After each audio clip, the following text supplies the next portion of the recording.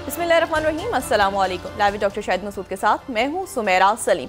नाज़रीन, army chief की ज़ेर सदारत कोर कमांडर कॉन्फ्रेंस हुई, जिसमें खित्ते की मौजूदा सूरत हाल बिलखसूस पाक भारत कशीदगी और इलाकाई सलामती का जायज़ा लिया गया। जबकि आर्मी चीफ की जानिब से कहा गया कि मुसल्लह अफवाज दिफाई वतन के लिए अपने अवाम के साथ मुत्तहिद होकर खड़ी है। दूसरी जानिब पाकिस्तान ने भारत की जानिब से सिंतास मुआहदे की मुअत्तली पर बाकायदा सिफारती ज़राए से नोटिस देने का फैसला कर लिया है। इसके अलावा भी दीगर मौज़ूआत पर आज हम गुफ्तगू करेंगे। स्टूडियो में हमारे साथ मौजूद है डॉक्टर शाहिद मसूद। अस्सलाम वालेकुम डॉक्टर साहब। डॉक्टर साहब, अमरीकी नायब सदर जेडी वेंस की जानिब से एक बयान आया जिसमें उन्होंने पाक भारत कशीदगी को कम करने के लिए कहा गया, लेकिन भारत में इस तरह समझा जा रहा है जैसे कि ये बयान उनके हक में है। नहीं, तो उनके हक में तो ये बयान है ना, कि इस तरह से उनके हक में है जिस तरह मेरा ख्याल है वो इसको किस तरह से मैं क्या मिसाल दी जाए। एक अमेरिकन खातून थी अप्रैल गिलेस्पी, वो इराक़ में अमेरिका की एम्बेसडर थी। सही। और उन्होंने इराक़ बड़े ज़बरदस्त ताल्लुकात हैं सद्दाम हुसैन के, ये जो बुश सीनियर के दौर की बात है 1990 गालिबन, तो बड़े ज़बरदस्त ताल्लुकात थे। कशीदगी चल रही थी मुख्तलिफ मुल्कों की उस ज़माने में। मेरा ख्याल है कि कोई एक हुस्नी मुबारक की कोई मुलाकात वहाँ होनी थी, रियाद में कहीं होनी थी, कोई वाक़या ऐसा था। तो बहरहाल इन्होंने मुलाकात की वहाँ पे। अमेरिकन बड़े बहुत पसंद करते थे इनको, सद्दाम हुसैन साहब को, लेकिन ये तो कोई तनाज़ा चल रहा था, कोई ये खलीजी ममालिक का। बहरहाल वो अप्रैल जो हैं खातून अप्रैल गिलेस्पी, वो अमेरिकन एम्बेसडर थी इराक़ में। तो उन्होंने आके सद्दाम हुसैन से मुलाकात की और सद्दाम हुसैन साहब से उन्होंने बात की। अच्छा, बात उनकी जो थी वो कुछ इस तरह से थी, उसके मुख्तलिफ बहुत सारे मुसव्वदे आ चुके हैं इस प्रोग्राम में, मैं उसको बहुत दफ़ा डिस्कस कर चुका हूँ माजी में, इसलिए मैं उसको ज़्यादा डिटेल में नहीं जा। हुआ ये कि उन्होंने बात जो है वो सद्दाम हुसैन से कुछ और की। सद्दाम हुसैन ये समझे कि मुझे इन्होंने इशारा दे दिया है अमेरिकन ने कि कोयत पे चढ़ाई कर दो। अब वो जो अप्रैल गिलेस्पी हैं वो जाहिर है कि वो अगले दिन, अच्छा अमेरिकन ने शायद ये मैसेज भेजा था, नहीं भेजा था, आज तक ये एक पुरस्रारियत है। क्योंकि कई साल बाद जो है वो जो अप्रैल गिलेस्पी आई तो उन्होंने कहा कि ये जो फेल्ड पॉलिसीज़ थी जेम्स बेगर की, तो मुझे इन्होंने रगड़ा लगा के स्केपगोट बना दिया। मैंने तो ये बात ही नहीं की थी, मेरा तो वो जब डी क्लासीफाई हुआ हियरिंग, लेकिन उस वक्त तक कहीं दुनिया कहीं की कहीं पहुँच चुकी थी। अगले दिन इन्होंने सद्दाम हुसैन साहब ने कहा कि अमेरिका ने मुझे कह दिया है पै जाओ कुवैत के ऊपर, तो मैं पै गया हूँ। तो पैते ही वो अमेरिका ने जो है वो पहली खलीजी जंग शुरू हो गई। मतलब उसके बाद तो सद्दाम हुसैन को समझ ही नहीं है ना हुआ क्या है। ये तेल के कुओं का जो इशू था, पहली खलीजी जंग, तो ये इस बात के मतलब मैं नहीं चाहता कि जेडी वेंस जो है दूसरे अप्रैल गिलेस्पी बने, तो इसलिए इनको ज़रा वाज़ेह तौर पे बता दें कि उन्होंने क्या कहा। इनको शायद वो जो खान साहब बात कहते हैं ना अक्सर, वो कुछ इनके मोदी सरकार के ऊपर भी आती है, वो ये है कि एक तो इनको पढ़ना नहीं आता या समझ नहीं आता, और दूसरा एक कोशिश भी नहीं करते। ये पाकिस्तान के हाथ इस वक्त जो कुछ है, ये इन सबूतों जो सबूत सामने आए हैं, और ये तो सबूत एक चार्जशीट है। अब सवाल ये नहीं कि इंडिया क्या करेगा, अब सवाल ये है कि पाकिस्तान क्या करेगा। क्योंकि देखें कत्लेआम हुआ है वहाँ पे, हुआ क्या है, हो रहा है, जारी है, होता रहेगा। अब मज़ीद ज़िंदगियाँ लोगों की वहाँ हराम हो गई हैं, जीरन हो गई हैं, और वहाँ पर जो है वो अच्छा शुरू किस बात से हुआ था, अब ज़रा देखें शुरू किस बात से हुआ था जी। आर्मी चीफ ने एक बात कही कि दो कौमी नज़रिया, अच्छा इसके अलावा उनके पास कुछ नहीं है, कुछ है, और उन्होंने कहा कि कश्मीर जो है उसके कश्मीर हमारी शरक है। अच्छा ये हमारी स्टैटिक पॉलिसी है, कश्मीर हमारी शरक है। मतलब इनको शायद ये छोटे छोटे जो भटकती आत्माएं बैठ गई हैं ना इनके टीवी स्क्रीनों पे आके, इनको पता ही नहीं है कि कश्मीर पाकिस्तान की शहरक है, ये हमारी स्टैटिक पॉलिसी है, स्टैटिक रियासत की पॉलिसी। गालिबन कायदे आज़म ने बात कही थी सबसे पहले और उसके बाद। और दो कौमी नज़रिया, तो अगर कहीं दरमियान में आगे पीछे बड़ी बहस चलती रही, डिबेटेबल है आज भी डिबेटेबल आज, लेकिन शायद इसलिए नहीं रहा कि ये दो कौमी नज़रिया तो इसको तो मोदी साहब ने साबित, मोदी साहब का असल में है ये दो। अब आज देखा जाए ना तो मोदी साहब इसके ज़्यादा बड़े प्रमोटर हैं कि दो कौमी नज़रिया है, ठीक है ना। बल्कि वो तो दो कौमी पे भी नहीं मानते, वो कहते हैं एक ही कौम है, एक ही कौम है, बाकी तो सारे, बाकी तो मार दो ना सारों को, एक कौमी नज़रिया है। तो वो बिल्कुल जो है ना, उन्होंने तो एक अजीब ही कहानी डाली हुई है वहाँ। तो ये ऐसी कोई बात उन्होंने जेडी वांस ने नहीं की और ये गलत फहमी का शिकार हो गए हैं। अब मसला ये है कि एक बहुत बड़ी चार्जशीट है। पहले तो मामला ये था कि इनकी तरफ से कोई बात होगी। आज भी कोर कमांडर्स कॉन्फ्रेंस गालिबन हुई है मुसलसल, ये जो है वो अच्छा, उनका ये ख्याल भी था कि शायद ये अवाम और फ़ौज के दरमियान बेशुमार सियासी इशूज़ होते हैं, इख्तलाफात होते हैं, मामलात होते हैं, ये चलता रहता है पाकिस्तान। लेकिन जब पाकिस्तान का मामला आ जाए या दिफा का मामला आ जाए तो उस वक्त जो है वो फिर कोई डिवीज़न आपको नज़र नहीं आएगी। हम तो बहुत ज़्यादा, जो पाकिस्तान का मीडिया है वो तो बड़े सवालात उठा रहा है ना। हम तो कोई हंसी मजाक ये इस तरह की बातें नहीं कर रहे, ना इतना गले फाड़ फाड़ के चीख रहे हैं।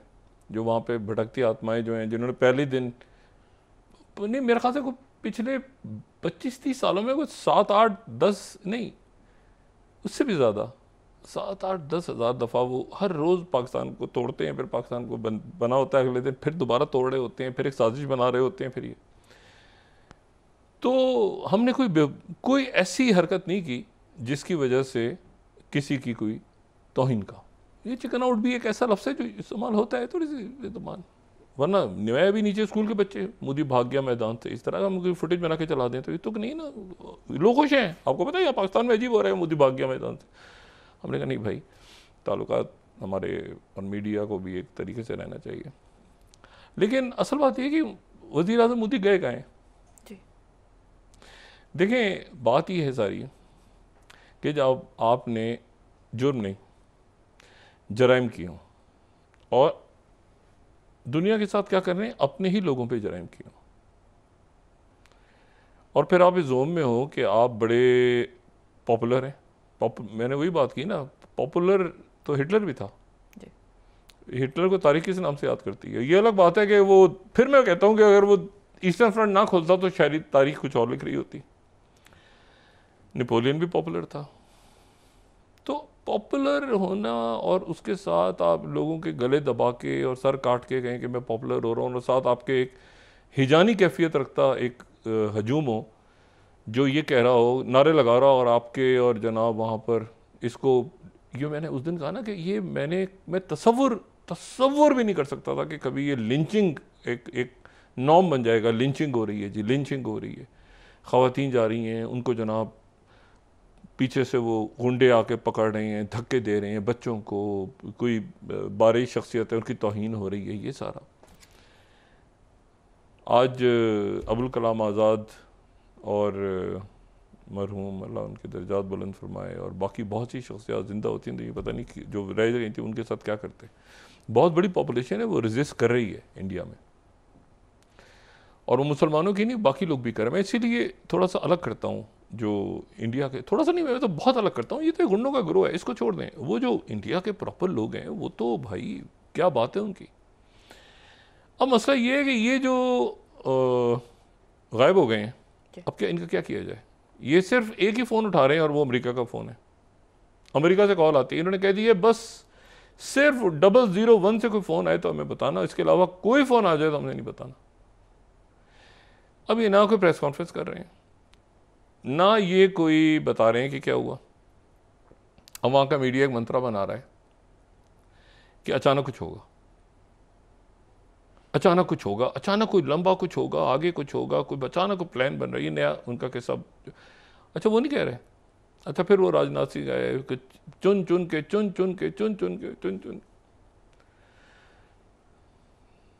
जो कहना नहीं चाहिए। ये जब चाइना के साथ झड़प हुई थी ना इनकी, एक रूल्स बड़े रुथलेस हैं जो चाइना के साथ इनके रूल्स, यहाँ पे साबिका आन जहानी LAC जो थी, अब तो LAC ख़त्म हो चुकी है, अभी तो पता ही नहीं वो गई कहाँ। तो बड़े रुत वहाँ पे कानून ये है कि आपने हथियार लेके पेट्रोलिंग नहीं करनी, डंडों के साथ करनी है। ये बड़ा अजब सा एक इन्होंने खुद ही बैठ के कानून तैयार किया था। तो जब ये झड़प हुई ना जून 2020 में, तो इनके फौजी जानों से गए इंडिया, तो उनकी चाइना के लोगों ने डंडों से मारा। तो ऐसा डंडों से कैसे मारा? उन्होंने कहा जी अच्छा, इनका कहना ये है, चाइना इसकी तरदीद करता है, वो कहते हैं डंडों से इस तरह मारा कि उन्होंने कहा रूल ये था ना कि डंडे होंगे, सिर्फ इंडियन फौजियों को डंडों से मारा, उसमें कीलें लगी थी, या पता नहीं कीलें थी या नहीं थी, वैसे ही डंडों से मारा पड़ा। और कितना रुथलेस है मामला, यानी ये तो अजीब से जगह पे सारा चला गया। अच्छा, यहाँ पे हाई अलर्ट है। हाई अलर्ट ये है कि ये किसी वक्त कुछ ना करें। अच्छा, ये भी इतला है कि यहाँ पर इन्होंने कुछ करने की कोशिश की और उसके नतीजे में कुछ ऐसा हुआ इनके साथ जो अभी तक डिस्क्लोज़ ये नहीं कर रहे, और यहाँ से भी डिस्क्लोज़ नहीं हो रहा, लेकिन कोई इनकी तरफ कोई नुकसान वगैरह हुआ है। वो मतलब है कि कोई एयरक्राफ्ट वगैरह का नहीं, कोई जानी नुकसान कहीं किसी पोस्ट वोस्ट पे या कोई झड़पें हो रही हैं यहाँ पे, तो वो ये थोड़ा सा रिस्ट्रेन हो रहे हैं। लेकिन जवाब तो अपनी कौम को देना पड़ेगा, दुनिया को भी देना पड़ेगा। पहले तो आपको अपनी कौम को जवाब देना पड़ेगा कि क्या हुआ। अच्छा, ये बातें सामने आ जाएंगी। आज वो जो इनके दौलत साहब हैं, जो रिसर्च एनालिसिस विंग के साबिक सरबराह, उन्होंने इंटेलिजेंस फेलियर करार दिया। इंटेलिजेंस फेलियर ये नहीं है, इंटेलिजेंस फेलियर तो उसका एक हिस्सा है। दूसरा हिस्सा ये है कि वहाँ पर 370 के बाद तो गज़ा की तरह ये अपने आप को मिलाते हैं ना, नेतन्याहू को कॉपी करते हैं। तो आपको पता है कि फ़लस्तीन, मैं बिल्कुल हमास के साथ अक्टूबर के इक़दामात की मैं सख्ती से मज़म्मत कर रहा हूँ, मगर वो एक जेल में लोग बंद थे, एक दुनिया का सबसे बड़ा जेल। और ये जब, मैं पहले भी बात कर चुका हूँ कि ये जब खुला ना ये कुछ अरसे के लिए गज़ा का रास्ता, तो वहाँ पर अंदर जाने, हम यहाँ से गए थे और भी पाकिस्तान से थे हमारे कलीग, तो अंदर हम गए तो वो ऐसा लग रहा था कि उन लोगों को पता ही नहीं कि ये इससे बाहर के जहाज़ कैसे होते हैं, रेल कैसी होती है। मतलब उनको आप परेशान होंगे कि इन्होंने सारी ज़िंदगी इसी जगह पे गुजार दी है अपनी। ये तो आप समझें कि ये फ़लस्तीन की तरह का ही इन्होंने मॉडल रिप्लिका इन्होंने किया कश्मीर के लिए, कि बिल्कुल बंद कर दो, ख़त्म कर दो, बोलने नहीं दो, ये ना दो वो। उसके नतीजे में वहाँ पे एक अंदर इनको रेजिस्टेंस डेवलप हुई। पहले तो उन्होंने ये किया कि इनको साफ कर दिया 19 सीटों पे, इनको और गुस्सा चढ़ गया होगा, ठीक है, कि सारे सीटों से आगे इन्होंने जब बड़े फूल पत्तियाँ पड़ेंगे कि यहाँ के लोग कहेंगे आपने बड़ा हमें ज़बरदस्त कहा। फिर इन्होंने ये काम हुआ वहाँ पे। मैं अभी तक ये जो पाकिस्तान की पोजीशन है ना, फॉल्स फ्लैग, मैं इसके ऊपर अब तक इनको थोड़ा सा अपनी ज़ाती राय में थोड़ा सा लिवरेज दे रहा हूँ, क्योंकि ये अगर ये हो गया है ना, तो फिर उसके बाद तो बहुत कुछ हो गया है। यानी ये या तो बताएं, इंटेलिजेंस फेलियर तो एक पार्ट है उसका, दूसरा ये है कि क्या ये सारा का सारा जो है, यानी दौलत साहब ये भी बताएं कि अगर इंटेलिजेंस फेलियर है तो फिर ये कैसे, लोग कहाँ से आए, किधर गए, कौन थे, क्या हुआ, और ये अपने फौजी अफसरान को क्यों सैक करते जा रहे हैं, और ये सारा इनकी गले पड़ गया। और ये सरप्राइज़ अटैक अगर करेंगे, सरप्राइज़ अटैक तो नहीं होता ना, अगर आपने एक 10 दिन से 12, सरप्राइज़ अटैक तो होता है कि पता ही ना किसी लोग सो रहे हैं और अटैक हो जाए। अब आप 10-12 दिन से पता नहीं कितने दिनों से बैठे हुए हैं कि जी सरप्राइज़ अटैक होगा, सरप्राइज़ अटैक होगा, तो खाक सरप्राइज़ होगा। यहाँ पे तो बिल्कुल, यानी आप समझें कि सारी मोबिलाइजेशन है, सारे दुनिया को बता दिया गया है, सारे यहाँ पर, और इनके 2-3-4-5 मुख्तलिफ लोग बात कर रहे हैं कि वो बहुत सारे छोटे छोटे, एक तो चल रहा है ना कि अगर वो थ्रेशोल्ड बढ़ जाता है इनकी तरफ से अटैक होता है, तो इनकी वॉरशिप उड़ जाए, इनके शहर 2-4 वहाँ पे नसीबात हिट हो जाए। पाकिस्तान वो बिल्कुल होता है ना कि एक आगे और दूसरा और तीसरा और चौथा, वो मैंने कल भी कहा था ना कि ये ऑटो शुरू हो जाता है, ये खुद ब खुद शुरू होता है रिएक्शन। लेकिन अब पाकिस्तान पे एक और बड़ा प्रेशर है कि ये जो लोग थे जिन्होंने दहशतगर्दी की है जाफर एक्सप्रेस में, जिनके सबूत हैं, इनको क्या करना है, जो मैंने कल भी बात की थी, इनको क्या वो म्यूजियम में रखना है कुलभूषण यादव की तरह, या दुनिया को बताना भी है कि ये क्या है। और प्रेसिडेंट ट्रंप जो है ना, मैं एक मशवरा देता हूँ अपने अकाबरीन को, हमारे जो फैसला साज हैं, उनको ये एक मशवरा दें प्रेसिडेंट ट्रंप को, यहाँ से एक बिल्कुल मैं एक हमेशा की तरह एक फजूल सी बात करने लगा हूँ, तो जैसे बाकी बातें लोग बर्दाश्त करते हैं, उम्मीद है इसको भी कर जाएंगे। कितनी खूबसूरत वादी है कश्मीर के लोग, कितने प्यारे हैं, कितने खूबसूरत लोग हैं, कितने प्यारे लोग हैं, कितनी अच्छी उनकी ज़बान है, कितनी खूबसूरत जगह। तो ये ज़रा पाकिस्तान की थोड़ी मदद ना भी करें तो न्यूट्रल हो जाएं, और उसके बाद हम इनको दावत देंगे कि आके यहाँ पे जो मकबूजा कश्मीर, जब आज़ाद कश्मीर हो जाएगा, तो यहाँ के कोई ट्रम्प टावर वगैरह बनाएं, पीते पीते काटें, लोगों को देखें ना। मतलब इस तरह के माहौल में तो अब नहीं जा सकते ना, कि जहाँ पर लोगों की जानें महफूज नहीं है, जहाँ लोगों को मारा जा रहा है, जहाँ पर 2 लाख फौज तहफ़्फ़ुज़ नहीं फराम कर सकती, ऐसी जगह तो नहीं जा सकते आप। ऐसी जगह तो आप तभी इन्वेस्टमेंट कर सकते हैं कि जब वो महफूज इलाके हों। कम से कम हकूक़ का मसला हमारे भी चलता रहता है, वो इलेक्शन में ये हो गया, सीटें ये हो गई, वो हो गई, इससे ये होता है ना, बस इतना ही होता है ना। ऐसा तो नहीं हो रहा ना कि जो उनके यहाँ हो रहा है, तो इलेक्शन में कौन जीत गया, अच्छा जी इसको जिताना है, वो जीत गए, धांधली हो गई, ये हो गई, इससे ज़्यादा हमारे आज़ाद कश्मीर में कुछ नहीं होता। अब मसला ये है कि बड़ा क्या खूबसूरत जगह है उनकी। तो ये तो मैं एक्सपेक्ट कर रहा था कि ये या तो बात करेंगे आके, चिकन आउट कई दिन तक कहते रहे।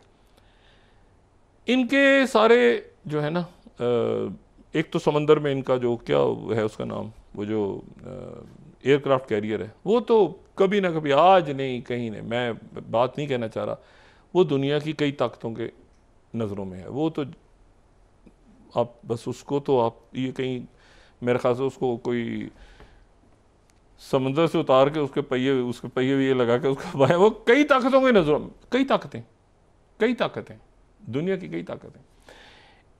मैं वक्फे में जाने से पहले आपको ये इनसे पूछना चाहिए, ये 2-3 दिन से चला रहे हैं ये लश्कर तैयबा और हाफिज सईद साहब और बाकी लोगों के मामला सारे, ये ज़रा खुद आराम से सोचें।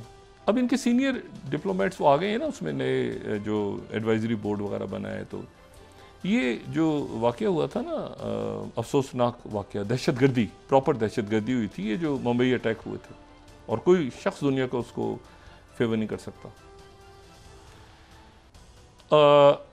लेकिन मजमूई तौर पे अमेरिका को हुर्रियत पसंद कश्मीरियों से क्या मसला है? अमेरिका को, वो तो उसमें आ गए थे ना, अमेरिकन थे वहाँ पे उस होटल में, और वो थे, तो उनको क्या मसला है? कोई मसला नहीं है। इनके डिप्लोमेट्स को पता है, चेक करें। कश्मीरी हुर्रियत पसंदों से अमेरिका, वो अमेरिका के लिए थोड़ी मसला है, वो तो अपनी आज़ादी के लिए लड़ रहे हैं। अमेरिका को क्या मसला है? वो कोई जिहाद बाहर लेके जा रहे हैं, वो कोई आपके हुर्रियत पसंद की ये जो ऑल पार्टी हुर्रियत कर रहे हैं, उससे हट के बाकी भी जो लोग हैं, महबूबा मुफ्ती हैं, बाकी जितने लोग हैं, ये क्या जिहाद एक्सपोर्ट कर रहे हैं दुनिया में? वो भाई अपनी आज़ादी के लिए लड़ रहे हैं। तो इनको अमेरिका के साथ मसला कोई रहा है? ये अब सीनियर डिप्लोमेट सब खुद अपने थोड़ा सा कभी कभी इस्तेमाल कर लेना चाहिए ना, ग्रे मैटर थोड़ा सा। तो ये इनको, अमेरिका को क्या मसला है? पहली बात तो ये बताएं, 1 मिनट, ये जो वाक़या हुआ है ना कश्मीर वाला, वो उसमें डाल दिया लिस्ट में, इसमें उसमें, वो तो छोड़ दें, वो तो अभी तक हमें शराब को भी डाला हुआ है। वो सीरिया के सारे मुल्कों ने, दुनिया ने उसे मिल भी रहे हैं, उनसे, उनको छोड़ दें। क्या हुर्रियत कॉन्फ्रेंस के लोग वाशिंगटन में अमेरिकन के साथ नहीं मिलते रहे? क्या अमेरिकन उनको दावत नहीं देते रहे? ये वाक़या ना होता, ऑल पार्टी हुर्रियत कॉन्फ्रेंस की बात कर रहा हूँ, क्या उनको दावत नहीं देते रहे अमेरिकन? मिलते नहीं रहे। ये तो नवंबर में जो वाक़या हुआ है 2011, मेरे हम मौजूद थे वहाँ खुद, ये मुलाकात हो रही, वो हुर्रियत कॉन्फ्रेंस के लोग जा रहे हैं, कहा कौन? और ये वो जा रहे हैं स्टेट डिपार्टमेंट, वो वाइट हाउस, ये इनकी मुलाकातें नहीं होती। नहीं, अमेरिकन के साथ कोई इशू नहीं है उनका हुर्रियत पसंद। वो चूँकि मुंबई अटैक्स हो गए थे, तो वो वाक़या हुआ जिसके ऊपर ये दुनिया को बताते हैं। अदरवाइज अमेरिकन ने कभी उनके, बल्कि यहाँ पर सैलाब भी आया था 2010 में, तो यहाँ पर उनके कैंप्स वगैरह लगे हुए थे, तो उसमें इनके ओहदेदार गए थे, सारे लोगों को पता है, पाकिस्तान में भी पता है, इनको भी पता है, इन्होंने बड़ा शोर वोर किया था, उनको इशू नहीं है। ये जो वाकया पेश आया ना होटल वाला, उसके बाद मामले, अच्छा तो ये तो हो गया एक तरह से, ब्रेक आप लें और उसके बाद जरा आपको बताते हैं कि अब प्राइम मिनिस्टर मोदी क्या करेंगे। इस्तीफा देंगे, हमला करेंगे, घर जाएंगे, खामोशी का रोज़ा कंटिन्यू करेंगे, मतलब है कि क्या करेंगे, या ये है कि सद्दाम हुसैन बन जाएंगे। देखिए ना, अप्रैल गॉस्पेल का समझ के वो पाकिस्तान के खिलाफ की कार्रवाई करेंगे और बाद में जेडी वंस बताते रहेंगे मैंने तो ये नहीं कहा था। जी, ब्रेक के बाद जी नाज़रीन वापस आते हैं एक छोटे से ब्रेक के बाद।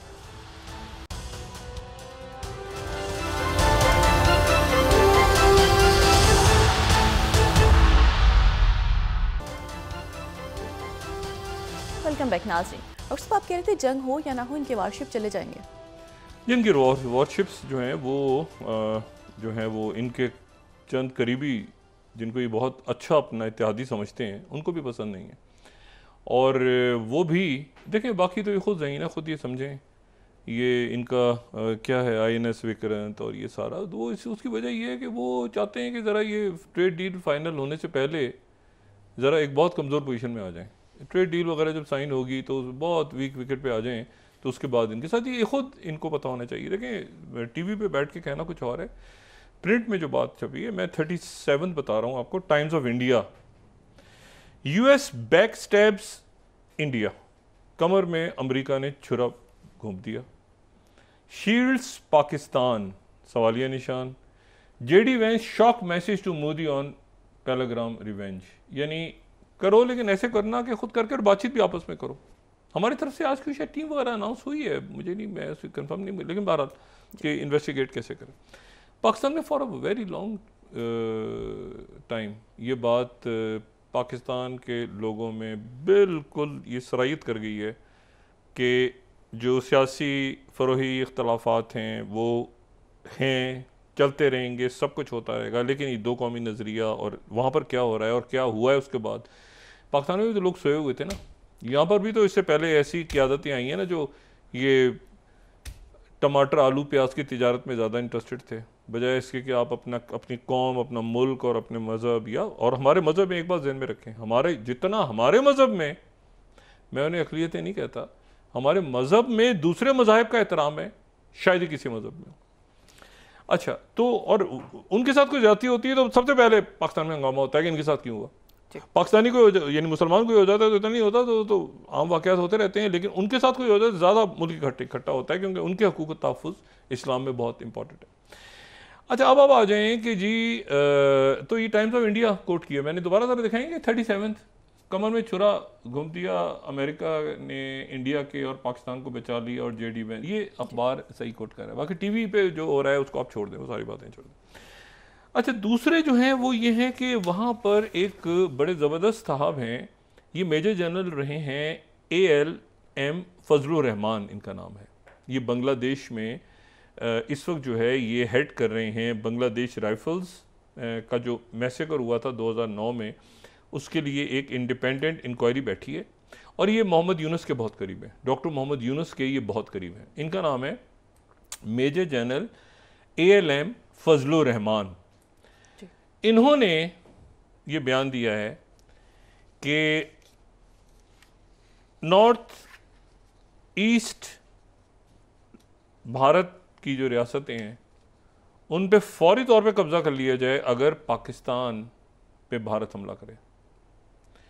वो चिकन नेक की जो बात थी ना, वो ऐसे ही फजाओं में नहीं हुई थी, हवाओं में नहीं हुई थी, ठीक है। उनका ये कहना है कि फौरी तौर पे ये जो भारत के की जो चिकन नेक है, यहाँ पे मैं कोट कर रहा हूँ Hindustan times 42, if India attacks Pakistan Bangladesh will ... करके north east warning over Pahalgam terror attack. और इसको फिर नागालैंड पोस्ट ये कह रही है कि फॉर्मर बांग्लादेशी आर्मी ऑफिसर नहीं है भाई, वो उनके एडवाइज़र हैं, वो कह रहे हैं और occupation of in north east if India attacks Pakistan. अच्छा जी, और times of India 41 occupy north east if India attacks Pakistan, Yunus government. तो वहाँ पर भी एक जो है उनकी पॉलिसी है, लेकिन बहरहाल उनकी तरफ से ये बयान बड़ा इंपॉर्टेंट है इस वक्त। अच्छा, फिर उसके बाद जो है वो साउथ चाइना मॉर्निंग पोस्ट ने आज एक बड़ी तफसीली ख़बर उन्होंने दी है।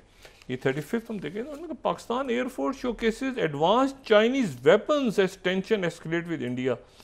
पाकिस्तान एयरफोर्स ने एडवांस चाइनीज़ वेपन्स दिखाए हैं, और ये जो वेपन्स की बात हो रही है, लेटेस्ट उनके जो 6th जनरेशन जो कि स्टेल्थ उनके मॉडल्स हैं, जो शायद उनके पास अभी जो बिल्कुल लेटेस्ट उनकी जो टेक्नोलॉजी है, ये साउथ चाइना मॉर्निंग पोस्ट 35 वही कह रहे हैं कि वो पाकिस्तान के पास जो है PL-15 और रडार सिस्टम्स और मिसाइल और ये वो सारी डिटेल्स इसमें मौजूद हैं, जो गेम चेंजर हैं इस पूरे, किसी के पास भी नहीं।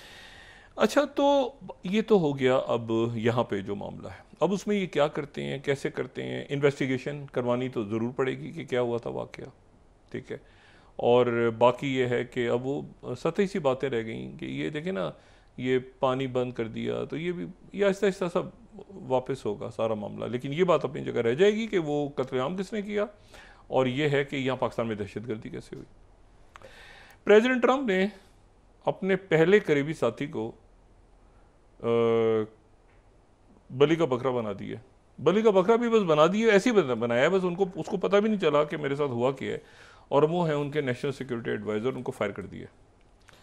और फायर कर दिया नेशनल सिक्योरिटी एडवाइज़र को, माइक वॉल्श को। और ये ट्रुथ के ऊपर उनका जो सोशल मीडिया पे फायर किया है। सेकंड स्लाइड अगर हम दिखा सकें। और फायर करने का तरीका कितना खूबसूरत है कि वो माइक वॉल्श को अमेरिका का मंदूब बना दिया अक़वाम मुत्तहिदा में, और फिर बड़ी तारीफ़ें हैं, बड़ा फ़ौज में अच्छा काम किया, ये किया वो किया। नेशनल सिक्योरिटी एडवाइज़र को फायर कर दिया, सैक कर दिया। और उसके साथ ही ये जो चार्ज है ये एडिशनल उन्होंने दे दिया है मार्को रूबियो को, जो कि सेक्रेटरी ऑफ स्टेट हैं। सेक्रेटरी स्टेट को उन्होंने कहा है कि वो इस दौरान जो है interim secretary of state Marco Rubio will serve as national security adviser, NSA। अच्छा, स्टेट डिपार्टमेंट में स्ट्रॉन्ग लीडरशिप जारी रखेंगे। ये जो हैं ये जनाब फायर हो गए जो वहाँ के नेशनल सिक्योरिटी एडवाइज़र। और ये नेशनल सिक्योरिटी एडवाइज़र का जो फायर होना है, ये कोई, मैं नहीं समझता कि ये कोई मामूली बात है, ये बड़ा वाक़या है। ये पहली बरतरफी है जो हुई है, सैक किया है ना, सैक करके वो यूनाइटेड नेशन में भेज दिया, इनके डिप्टी को भी सैक कर दिया। और वहाँ पे खातून है लॉरा लूमर, जो बड़ी एक्टिविस्ट हैं, 31 साल खातून है, बड़ी एक्टिविस्ट हैं। और वो जनाब ट्रंप साहब को बड़ा जो है ना, वो मोहल्ले की बुआ का जो किरदार है वो बड़ा अच्छा अदा करती हैं। ये ऐसे है, ये ऐसे है, ये तुम्हारे ख़िलाफ़ है, ये ऐसे है, ये ऐसे है। तो वो उन्होंने मोहल्ले की बुआ हैं समझ लें। तो वो लारा लूमर जो हैं वो ट्रंप से मिली थी पिछले महीने, और बहुत सारे नेशनल सिक्योरिटी के लोग फारिग हो गए थे। तो आज उन्होंने ये क्लेम किया है कि देखा, ये मैंने कहा था ना ये जाएगा, तो ये फारिग हो गया। अच्छा, ये तो फारिग हो गए, तो अब मार्को रूबियो जो हैं सेक्रेटरी जो स्टेट है, वो यानी ये NSA भी हैं, सेक्रेटरी स्टेट भी हैं। तो मेरा ख्याल है ये हेनरी किसिंजर के बाद ये वाहिद अमेरिकन अहदेदार हैं जो एक ही वक्त में नेशनल सिक्योरिटी एडवाइज़र भी हैं और साथ ही सेक्रेटरी स्टेट भी हैं। उससे पहले जब निक्सन और फोर्ड का दौर था, तो उस वक्त जो है निक्सन रिज़ाइन कर गए थे, तो उस वक्त हेनरी किसिंजर के पास ये दोनों ओहदे रहे थे 2 साल, नेशनल सिक्योरिटी एडवाइज़र भी और साथ उसके सेक्रेटरी स्टेट भी। उसके बाद अब इनके पास होता रहेगा। लेकिन इशू ये है कि नेशनल सिक्योरिटी एडवाइज़र कौन बनेगा। अब यहाँ 2 इश्यूज हैं, दोनों को बारी बारी डिस्कस करता हूँ। नेशनल सिक्योरिटी एडवाइज़र कौन बनेगा, तो सबसे ज़्यादा जो नाम डिस्कस हो रहा है वो डिस्कस हो रहा है स्टीव विटकॉफ। स्टीव विटकॉफ जो कि किसी तारुफ के मोहताज नहीं है, जो कि बहुत बड़ा उनका रोल है, और बराह रास्त वो प्रेसिडेंट ट्रंप को से बात करते हैं, तो प्रेसिडेंट ट्रंप के बहुत करीब रहे हैं, वो नेशनल सिक्योरिटी एडवाइज़र बन सकते हैं।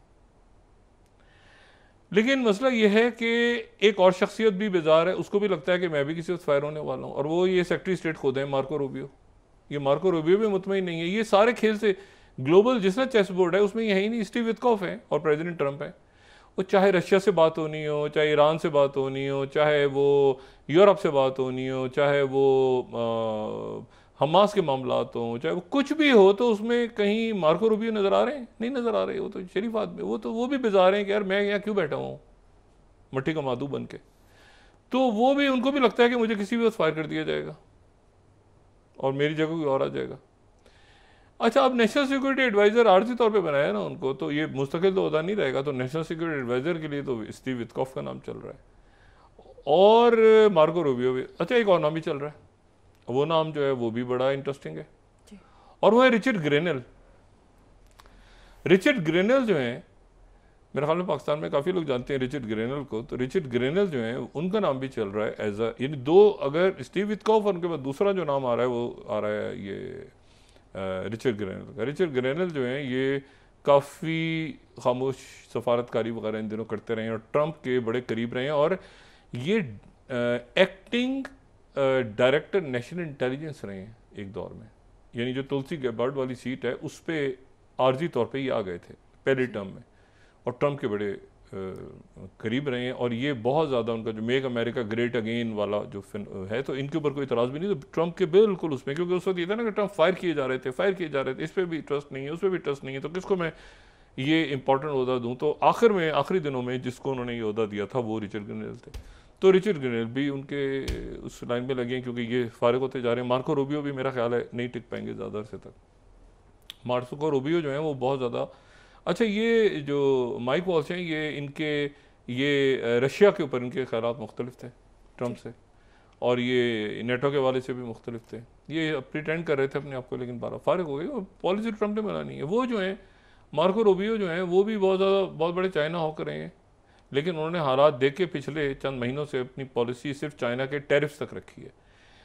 चाइना के साथ टैरिफ्स की टॉक्स का आगाज़ होने वाला है। चाइना की तरफ से कहा गया है कि जी हमसे अभी तक हमसे बराह रास्त रब्ता नहीं किया। वो बार बार जो अमेरिकन कह रहे हैं वो गलत कह रहे हैं, हमसे रब्ता हो रहा है और हमारी टॉक्स अभी शुरू होने वाली हैं। जब उनकी टॉक्स शुरू हो जाएंगी तो ये वियतनाम और बाकी सारे ममालिक के मामला जो है वो ठीक हो जाएंगे। वो चाइना की तरफ से आज दोबारा बात हुई है।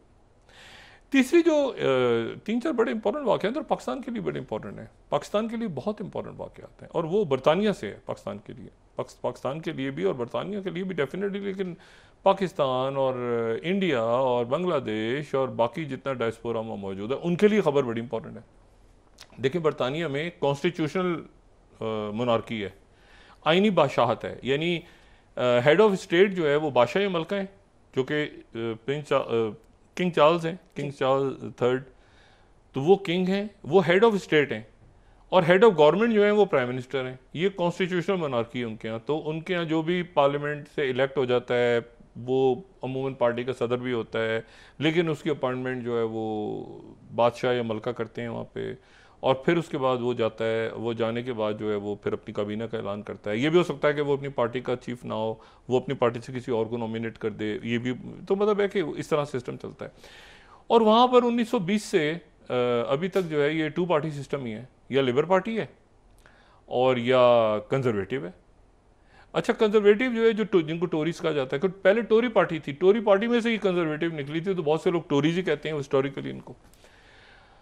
तो अब उसमें हुआ ये है कि जो टोरीज बहुत बड़ा दौर गुजार के गए, ठीक है ना। इससे पहले मार्गरेट थैचर टोरी थी और यानी कंजर्वेटिव थी, जॉन मेजर कंजर्वेटिव थे। फिर वो उन जब गए थे तो बहुत बड़ा एक जनाब इनकलाब तस्वुर हो रहा था कि टोनी ब्लेयर आ गए, लेकिन टोनी ब्लेयर ने तो बिल्कुल ही, वो तो अजीब ही मामला हुआ जब वो गए इनके साथ, जॉर्ज बुश के साथ जंगों में शामिल हुए। तो Tony Blair was one of the most popular person elected at the elected time.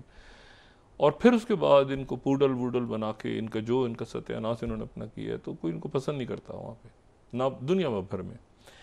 अच्छा, और उसके बाद फिर ये हुआ कि फिर लिबर पार्टी जो है वो आई, टोनी ब्लेयर आए, गॉर्डन ब्राउन उसके बाद आए, फिर उसके बाद लाइन से टोरीज आते गए। कंजर्वेटिव पार्टी बहुत तवील अरसे तक कंजर्वेटिव पार्टी आई और तेज़ी के साथ उनके लोग आए गए आए गए आए गए। मेरे ख्याल से तारीख में सबसे ज़्यादा तो लिज ट्रस गई हैं, शायद चंद रोज़ रही हैं बेचारी।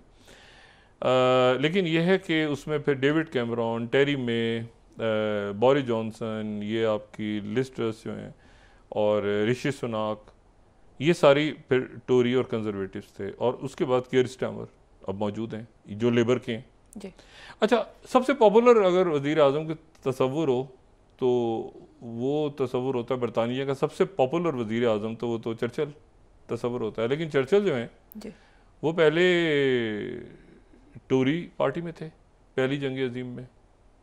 ये हैं right of the centre. Tories जो है ना कंजर्वेटिव में राइट ऑफ द सेंटर यानी दाएं बाजू के थोड़े से, वो हैं left of the centre labour party यानी थोड़े से रोशन ख्याल। तो ये चर्चिल जो हैं ये पहले थे दरमियान में ये फ़ौज में भी रहे, लेकिन ये पहली जंग अजीम से पहली जंग अजीम शुरू होने से पहले ये टोरी थे।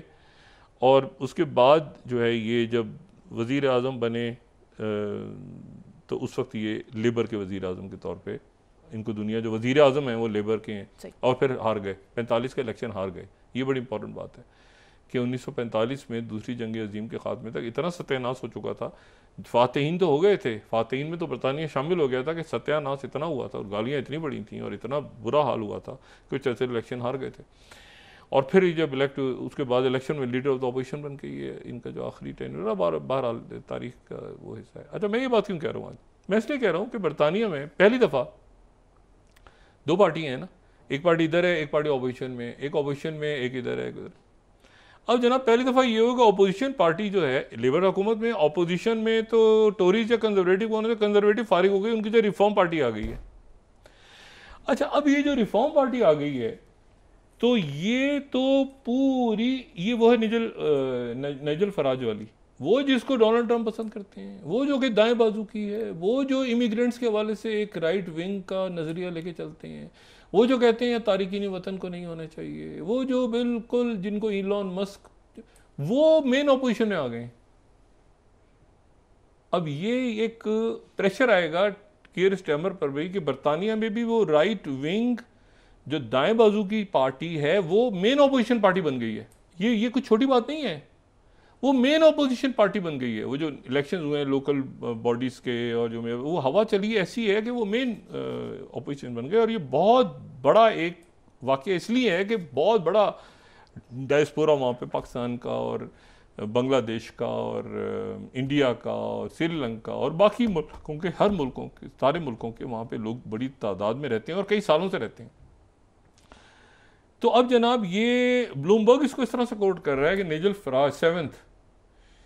फराज जो हैं उनका जो राइज है उसने क्रैक कर दिया बरतानिया का दो पार्टी सिस्टम, ठीक है। अच्छा, फिर उसके बाद टाइम्स, ये टाइम्स बड़ा वाला टाइम्स इंग्लैंड का, how Trump influence was felt at the local elections in England, ठीक है ना। वो पूरी वेव चल गई है और मैंने कहा ना कंजर्वेटिव पीछे रह गए हैं, ये आ गए हैं मेन जी। अच्छा, Newsweek 8th Nigel Farage Reform back by Trump and Musk triggers political earthquake. अच्छा, उसके बाद जब ये भी चंद रोज़ पहले इनकी परसों तक कंपेन चल रही थी तो वो उसका अंदाज जो था वो न्यूयॉर्क टाइम्स से देखें आप, can mega style rally 9th work in Britain, Farage will find out. पता चलेगा, वो पता चल गया, वो तो ले गए आगे। तो इशू ये है कि ये मेरा ख्याल है कि एक बहुत बड़ा, इसको अर्थक्वेक कहा जाए, इसको जो भी कहा, फाइनेंशियल टाइम्स ये कह रहा है कि 5th Nigel Farage shakes Britain politics with election gains. Guardian, Reform UK is the main opposition party, Nigel Farage claims after electoral wins, ठीक है। और उसके बाद वो जो हैं वो Sky News 3rd, Reform has put the two traditional parties on notice and we don't know where this ends. और तो ये पूरा का पूरा जो बरतानिया का एक सिस्टम रहा है ना इतने से, वो पूरा का पूरा सिस्टम चेंज होने जा रहा है, क्योंकि वहाँ पे भी राइट विंग इमिग्रेंट्स के हवाले से बाकी जो भी हैं सारे इश्यूज वो बिल्कुल वही कॉपी जो कि ट्रंप और इलॉन मस्क, उनकी भी सपोर्ट होगी नहीं होगी, बहरहाल वो एक अर्थक्वेक आ गया वहाँ पे, पॉलिटिकल अर्थक्वेक। एक तो ये बात इंपॉर्टेंट, NSA फारिग हो गए, मार्क मार्को रूबियो ज़्यादा अरसे उनका दिल नहीं लग रहा कि वहाँ रुकें। एफडी पार्टी जो है, ये एफडी पार्टी वो जो कि जर्मनी के इलेक्शंस हुए तो वहाँ पर वो सेकंड नंबर पे 20% वोट लेकर आ गई थी। उनको वहाँ की जो स्पाई एजेंसी है उन्होंने टेररिस्ट ऑर्गेनाइजेशन डिक्लेयर कर दी है। अब वो उनके लोगों ने शामिल होना है हुकूमत में, वो टेररिस्ट ऑर्गेनाइजेशन डिक्लेयर हो गई है। इसके ऊपर वो अजीब एक मामला छिड़ा हुआ है। फिर एक और मामला हुआ है, वो ये हुआ है कि जो जेडी वैंस का ये जो इंटरव्यू जो कोट हो रहा है ना हर जगह इंडिया के हवाले से, ये फॉक्स पे एक इंटरव्यू उनका था, उसमें जो बात हुई है वो एक्चुअली कोट हो रही है। उसमें उन्होंने और भी बात की है। उन्होंने कहा यूक्रेन के हवाले से हमें नहीं पता कि जंग बंदी होती है कि नहीं होती, हो सकता है जंग लंबी चले। यानी यूक्रेन ने अमेरिका के साथ मुआहदे कर लिए, सरेंडर, अपने सारे मिनरल्स अमेरिका को दे दिए। अब अमेरिका ये कह रहा है कि मुआहदे तो हमारे साथ हो गए, सारे कुछ हो गए, लेकिन जो रशिया के साथ मामला तय करने हैं वो तो यूक्रेन को खुद बात करनी पड़ेगी ना उनसे। अभी तो ये मामला था कि हमने उनसे पैसे वापस लेने थे, हमने उनको पैसे दिए हुए थे और वो यूक्रेन ने हमें, मतलब हमारे साथ मामला हुआ है ना, अभी तो ये एग्रीमेंट हमारे साथ हुआ है, इसमें कोई सीज फायर नहीं है। इस पूरे मुआहदे में ये कहाँ है कि सीज फायर होगी? इसमें तो ये है कि इतने पैसे तुम्हारे, इतने पैसे हमारे, इतना इलाका ये, इतना इलाका ये। बाकी जो सीज फायर वगैरह की बात है वो तो आप रशिया से करें ना, इसमें मुआहदे में वो कहाँ है? उसको अलग पैसा लगता है उसके लिए। तो वो जो आपकी पिटाई अभी होगी वहाँ पे ज़ेलेंस्की साहब, उसके लिए तो आपको पुतिन से बात करनी होगी। तो ये उन्होंने उस इंटरव्यू में बात कर दी। अब यहाँ पे एक रौला पड़ा हुआ है यूक्रेन में कि भाई इनको तो, इन्होंने कहा ना कि अब सुकून ही सुकून होगा, शांति होगी, और टैक्स बढ़ गए और ये मामला खराबी की तरफ चला गया। अच्छा, इसी दौरान जो है वो ये तो अब ये तो बड़ी अजीब सी बात है कि वो जंगबंदी वहाँ नहीं हो रही है अभी फौरी तौर पे। अब इसमें ट्रंप अगर कर दें इसको 3 दिन का सीज फायर जो ऐलान किया है, तो उसके बाद हो सकता है ट्रंप करें, लेकिन अपनी कोई ना कोई कंडीशन तो और रखेंगे ना, क्योंकि उन्होंने तो जेडी वैंस ने कह दिया ना कि हम अभी, हमें जंग बंद होती नज़र नहीं आ रही बहुत जल्दी। फिर उसके बाद कल जो इजलास होना था रोम में स्टीव विटकॉफ और अब्बास अरगची का, तो ओमान के जो वज़ीर ख़ारजा हैं जो सारा इसमें इसको कर रहे थे, इसमें मीडिएशन कर रहे थे, उनकी तरफ से एक मैसेज आया अभी एक्स पे, ट्विटर पे, और उसमें उन्होंने कहा कि वो मीटिंग जो है वो लॉजिस्टिक इश्यूज़ की वजह से पोस्टपोन हो गई है। अच्छा, ये हर सैटरडे हो रही थी 12 अप्रैल से, एक सैटरडे, फिर दूसरे सैटरडे, फिर तीसरे सैटरडे। अच्छा, ये सईद अब्बास अरगची का ने भी, जो ईरान के हैं, उन्होंने भी ट्वीट किया कि together with Omani and US interlocutors we have decided to postpone the 4th round of talks for logistic and technical reasons. Iran part पे कोई चेंज नहीं है हमारी डिटरमिनेशन पे, सिक्योर्ड नेगोशिएटेड सॉल्यूशन पे, और ये सारा। और साथ ही वो ये भी कह रहे हैं कि जो बाकी लोगों से मिलना था वो भी पोस्टपोन हो गया है। यानी मैंने परसों बात की थी ना, बाकी जो यूरोप में जाएंगे तो बाकी लोगों से भी मिलेंगे, वो भी सारी मीटिंग पोस्टपोन होगी, मीटिंग पोस्टपोन हो गई। अच्छा, इस मीटिंग के पोस्टपोन होने से पहले जो है ना, बड़ा सख्त जो है वो बयान आया अचानक। ये जो उनके सेक्रेटरी डिफेंस हैं पेटी हेक्सेट, उनका बड़ा सख्त बयान आया ईरान के बारे में, और उनका बहुत सख्त बयान आया ईरान के बारे में। और उन्होंने ईरान के बारे में, ईरान से ये कहा उन्होंने, अगर हम दिखा सकें, हमारे पास सोशल ट्रूथ हो या वैसे मैं बता देता हूँ अगर वो नहीं है, उन्होंने ईरान को मुखातिब करते हुए ये कहा कि बहुत सख्त स्टेटमेंट, उसको शायद मैं उस अल्फाज में दोहरा ना सकूँ। उनका ये कहना था कि अगर तो तुमने हुतीज़ की सपोर्ट बंद ना की, तो ईरान को ये मैसेज था, हुतीज़ की सपोर्ट बंद ना की तो उसके बाद तुम हमें जानते नहीं हो, हम क्या कर सकते। बहुत सख्त बयान था। और साथ ही फिर प्रेसिडेंट ट्रंप का एक स्टेटमेंट आया कि जिसमें उन्होंने कहा कि सारे मुल्क फौरी तौर पे जो पेट्रोकेमिकल्स हैं और ऑयल लेना बंद कर दें ईरान के साथ, और तिजारत बंद करें, और पता चले कि जी ईरान के साथ हम निपटने वाले हैं, और ये सारे साथ ही मीटिंग पोस्टपोन हो गई। हुआ क्या है पता तो चले कि क्या हुआ है, जना पता ही चला है। इन जो खबर अब सामने आ रही है, अंदाज़ा ही हो रहा है कि वो जो जहाज़ गिरा था F-18, वो एक F-18 जो जहाज़ गिरा था, हमने कहा था ना एक जहाज़ गिर गया, खुद ब खुद हादसे की नज़र हो गया, और USS ट्रूमन के ऊपर से वो जहाज़ गिर गया। वो जहाज़ गिरा नहीं था, गिराया गया था। उस जहाज़ को आग लग गई थी, हुतीज़ ने अटैक किया था USS ट्रूमन पे, और इतना बड़ा वो मिसाइल अटैक था यूएसएस ट्रूमन को कि उसके नतीजे में वो जहाज़ डूब भी सकता था, वो क्योंकि जहाज़ को आग लग गई थी उसके ऊपर। जो यानी जहाज़ से मुराद एक तो एयरक्राफ्ट कैरियर है ना, एक जो एयरक्राफ्ट है F-18 उसको आग लग गई थी और जिसके नतीजे में दूसरे जहाज़ों तक वो फैलने वाली थी। उसके बाद जब ये फील हुआ उनको तो उन्होंने उस जलते हुए जहाज़ को खुद पानी में फेंक दिया। यानी उन्होंने एक अक्लमंदी दिखाई कि ये पूरे कैरियर पे ना आग फैल जाए। तो वहाँ से हुतीस के मिसाइल्स के नतीजे में ये सारा कुछ हुआ। तो अब ये मामला सारा चल रहा है। तो अब आप नोट करें ना कि जब यहाँ पाकिस्तान ये जो सारा रौला रप्पा डाला हुआ था, उन्होंने हमला कर देंगे, ये कर देंगे, तो इनको अंदाज़ा नहीं था कि क्या हो रहा है। यकीन अंदाज़ा होगा कि वो उधर फंसे हुए, इन्होंने ये कहा होगा उधर फंस गया, अमेरिका उधर फंस गया, सारे लोग उधर फंसे हुए हैं, उधर जहाज़ के ऊपर, तो इधर कुछ करते हैं, यही देना ना सारे। तो वो उसके बाद जो है वो अब आप देखें कि उन्होंने खुद वो जहाज़ अपना फेंका, और जहाज़ को फेंकने के बाद ये मैं 25 कोट कर रहा हूँ यहाँ पे, USNI ऑपरेशन रफ राइडर नाम है ना इसका, जो इनके अगेंस्ट चल रहा है, हुतीस के अगेंस्ट चल रहा है। 45 डेज 1000 टारगेट हिट हो चुके हैं, नो एंड इन साइट। तो इसमें तो कोई इनको चीज़ नज़र ही नहीं आ रही। और उसके बाद जो है वो ये बहुत अजीब सी बात है कि इन्होंने जो है वो उसको ख़ुद वहाँ पे जहाज़ को गिराना पड़ गया, क्योंकि जहाज़ जो है वो उस पर आग जो है वो फैलती जा रही थी। अच्छा, इसमें जो है ये दूसरी जो इसमें आखिर में मैं बात करूँगा वो ये है कि जो ये ताल्लुकात ख़राबी की तरफ गए हैं, यानी ईरान के और इनके ताल्लुकात ख़राबी की तरफ गए हैं, उसके बावजूद मुज़ाकरात होंगे, बड़े सख्त मामलात ख़राब हैं, उसके बावजूद मुज़ाकरात होंगे, क्योंकि प्रेसिडेंट ट्रम्प जो हैं वो उन्होंने कहा था मैं 100 दिन में जंग बंदी करवा दूंगा। 100 दिन में तो नहीं हुए, मतलब 100 दिन में उन्होंने कहा 24 घंटे में करवा दूंगा यूक्रेन की जंग, वो तो लेकिन चलें उनको उनका हिस्सा मिल गया।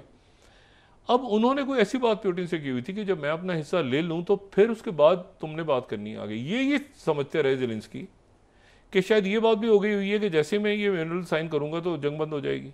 जंग बंद तो नहीं हो रही, आज भी खूब अटैक हो रहे हैं यूक्रेन पे, और बल्कि और बढ़ गए हैं पुतिन के। तो वो अब इन्होंने कहा है कि आप उनसे डायरेक्ट बात करें। हमने तो ये बात की थी कि भाई पैसे आप ठीक है, हमने फेवर किया, हम आपको पैसे आपसे वापस नहीं मांग रहे, और ये है कि सिक्योरिटी गारंटी नहीं देंगे, और बस चले। आपने कहा कि फंड में हमारा भी हिस्सा होगा, आपका भी होगा, बाकी जंगबंदी की बात आपने पुतिन से करनी है, और सिक्योरिटी हमारी तरफ से कोई नहीं है आपको। ये एक बड़ी इंपॉर्टेंट बात है। अच्छा, ये सिक्योरिटी, ये जो इंटेल शेयरिंग है, real time Intel sharing, Intel sharing तो एक है ना कि इंटेलिजेंस, एक है रियल टाइम इंटेल शेयरिंग के रियल टाइम एक बैटल ग्राउंड में आपको रियल टाइम इंटेल शेयरिंग। कुछ लोग ये कह रहे हैं कि America real time Intel sharing शायद इंडिया से नहीं कर रहा, वरना प्राइम मिनिस्टर मोदी ये बात ना करते। रियल टाइम इंटेल, एक तो ना इंटेल शेयरिंग, कल फ़ोन करेंगे ना, ठहर जाओ अभी, मतलब आपने साइट पे डाल दिया, कह रहे बदला लेना है, छड़ना नहीं है, फलाना, ठहर जाओ अभी 24 घंटे बाद बात करेंगे जब टाइम मिलेगा। ये बात आई थी ना उनकी, जो वाइट हाउस की तर्जुमान है। तो बात सारी ये कि क्या रियल टाइम इंटेल शेयरिंग हो रही है अगर, तो फिर तो ये स्टेटमेंट्स नहीं आने चाहिए थे। और ये जो तबादले हो रहे हैं, एक कोई उनके आज पता नहीं कोई जनरल राना या कौन है, उनको उठा के वहाँ पे काला पानी या अंडमान आइलैंड में ट्रांसफ़र कर दिए। तो ये मेरा ख्याल है कि आने वाले कुछ महीनों में, सालों में, काफ़ी अरसे तक ये जो पाकिस्तान के अंदर एक इस वक्त चेंजेस हैं और एक थॉट प्रोसेस चल रहा है, वो उस थॉट प्रोसेस में ये 2 नेशन थ्योरी और ये सारे जो मामलात हैं दोबारा, और ये कि एक पड़ोस में हमारे क्या हो रहा है, और वहाँ से मतलब कश्मीर के अंदर क्या हो रहा है, और ये तो उस पर एक रद्द-ए-अमल भी बड़ा शदीद है। और दोबारा ये भी तय हो गया कि वहाँ पर एक तहरीक जन्म ले चुकी है, और वो जो भी तहरीक है वो कम से कम अमेरिका के अगेंस्ट तो नहीं है ना जी। ना वो कोई जहाज़ एक्सपोर्ट करने के लिए, वो तो अपनी आज़ादी के लिए लड़ रही है। मैंने कहा ना, ये नोट्स, अपने पुराने नोट्स चेक करें कि कश्मीरी हुर्रियत पसंद क्या अमेरिकन्स के साथ कोई इशू है ही नहीं उनका। वो आज़ादी, वो तो मतलब मुझे बताए ना, ये मोची और ये जो पकड़ रहे हैं लोग सारे, ये वहाँ पे, तो इनका क्या ताल्लुक है भाई? ये तो बल्कि मैंने कहा ना, अपना केस और ख़राब कर रहे हैं। ये कहाँ से कोई जहादी आ गया? चले जहादी अगर हैं तो मुझे ये बता, जिहादी हैं अगर ये जिहादी को बड़ा बुरा लफ्ज़ समझते हैं ना, जिहादी बहुत बुरा लफ्ज़, ऐसा लफ्ज़ तौबा तौबा, ये तो इनका ये थ्योरी है। ये सीरिया में ये तालिबान के साथ क्या कर रहे हैं? मतलब देखें, आप किसी जगह खड़े तो हो ना। ये सीरिया में अहमद शरा के साथ इनका ऑफिस का, और मैं आपको ये बात बताऊं, बहुत सारी बातें ऐसी ये कर रहे हैं गुस्से में जो पाकिस्तान के अगेंस्ट नहीं है, बल्कि वो दहशतगर्दों को बुरा भला कहें। वो तो हम तो लड़ रहे हैं उनको, हमने तो अभी पता नहीं कितने मार रहे हैं लोग दहशत। लेकिन ये जो बहुत एहतियात से ये बात करें, लोगों के जज्बात मजरूह हो रहे हैं। ठीक है, हाइपर नेशनलिस्ट बन जाएं, आप बात करें पाकिस्तान के बारे में जो कहना करें, लेकिन मज़हब के बारे में थोड़ा सा मुहतात रहें। उसकी वजह ये है कि आने वाली दुनिया में आपने दूसरे मज़ाहिब के साथ भी रहना है और उनकी इज़्ज़त भी करनी है, रूल ऑफ लॉ की पाबंदी भी करनी है पूरी दुनिया में। तो इतनी शिद्दत पसंदी ना फैलाएं कि वो उसके असरात बाहर जाएंगे, नहीं जा रहे। मैंने आपसे कहा ना, बाहर का डायस्पोरा नहीं, इनकी बात ऐसे रहते हैं, क्या पाकिस्तानी, क्या बंगाल के लोग, क्या वो नेपाल के लोग, क्या वो किसी और मुल्क के आए हुए, ऐसे काम कर रहे होते हैं ऑफिस में। ये खुदा का शुक्र है, ऐसे इस तरह काम कर रहे होते हैं। तो वो नफ़रत बाहर एक्सपोर्ट नहीं हुई, अल्लाह का शुक्र है।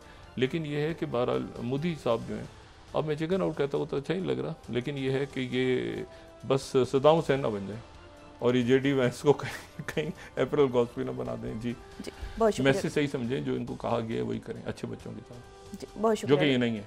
जी बहुत शुक्रिया डॉक्टर साहब। नाज़रीन, के साथ ही आज का प्रोग्राम अपने अख्ताम को पहुंचा। मुझे सुमेरा सलीम को इजाज़त दीजिए। अल्लाह ने के बाद जी डॉक्टर साहब, अपना दोस्तों, रिश्तेदारों, गिरदोनवाह के लोगों का सब ख्याल रखिएगा। अल्लाह हाफ़िज़।